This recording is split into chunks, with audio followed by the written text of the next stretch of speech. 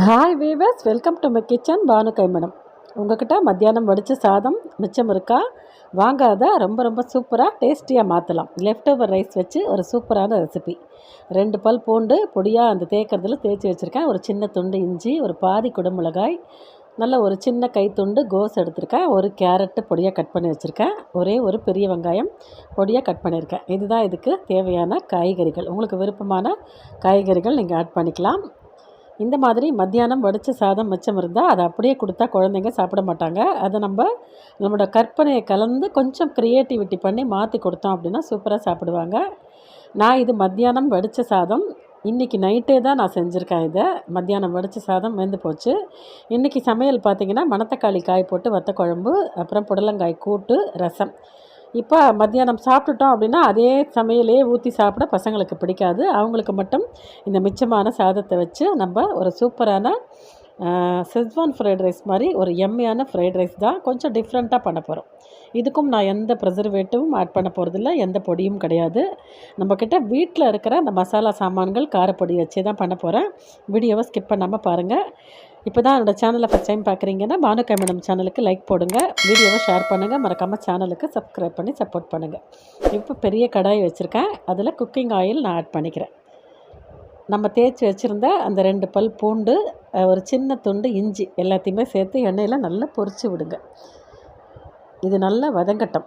நல்ல வாசனை வர வரைக்கும் நல்லா வதக்கி விட்டுருங்க. அதுக்கப்புறம் நம்ம நறுக்கி வச்சுருக்கிற எல்லா காய்கறியும் ஒன்று ஒன்றா ஆட் பண்ணலாம். முதல்ல நான் ஒரு பெரிய வெங்காயம் பொடியாக கட் பண்ணதை ஆட் பண்ணிக்கிறேன். அதையும் போட்டு ஒரு நிமிஷம் வதக்கி விடுங்க.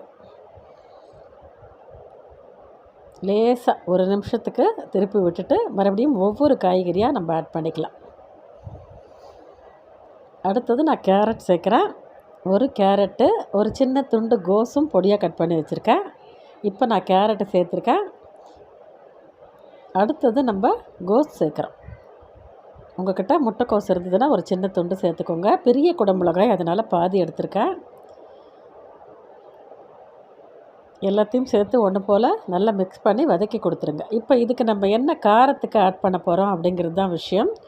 ரொம்ப ரொம்ப மைல்டாக கொடுக்க போகிறோம். எல்லாமே ஒரு சிட்டிகை தான் நான் ஆட் பண்ணியிருக்கேன். இப்போது இந்த காய்கறி வதங்கணும், அதுக்கு தேவையான உப்பு சேர்த்துக்கோங்க, தூள் உப்பு. அப்போ காய்கறி சூப்பராக வதங்கி வந்துடும். எப்போ பார்த்தாலும் ஃப்ரைட் ரைஸா அப்படின்னு இல்லைங்க. நம்ம வீட்டில் இருக்கிற சாதம் நமக்கு பாழாகக்கூடாது, வெளியில் தூக்கி கொட்டக்கூடாது. இப்போ இதுக்கு ஒரு சிட்டிகை காரப்பொடி, ஒரு சிட்டிகை கரம் மசாலா பொடி, ஒரு சிட்டிகை கருப்பு பெப்பர் பவுடர், அதே மாதிரி ஒரு சிட்டிகை சர்க்கரை. இந்த 4 பொருட்களையும் சேர்த்து அதோட ஒன்று போல் மிக்ஸ் பண்ணி கொடுத்துருங்க. இப்போ காய்கறி நம்ம போட்டதுக்கும் இப்போக்கும் எவ்வளோ வதங்கி வந்திருக்கு பாருங்கள். நல்லா சாஃப்டாக குக் ஆகிடுச்சு. இப்போ கைகளால் சாதத்தை, கட்டியாக இருந்த சாதத்தெல்லாம் ஒன்று போல் நல்லா உதுத்து வச்சுக்கோங்க. இந்த சாதத்தை இந்த நம்ம வதக்கி வச்சுருக்கிற காய்கறியில் ஆட் பண்ணியிருக்கோம்.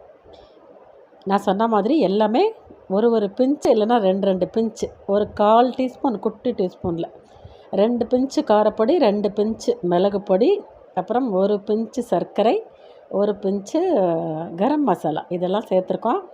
இதில் வாசனைக்கு இஞ்சியோட ஃப்ளேவரும் இருக்குது, பூண்டோட ஃப்ளேவரும் இருக்குது. மேலாப்பில் ஃப்ரெஷ்ஷான கொத்தமல்லி இலைகளை தூவி விடுங்க.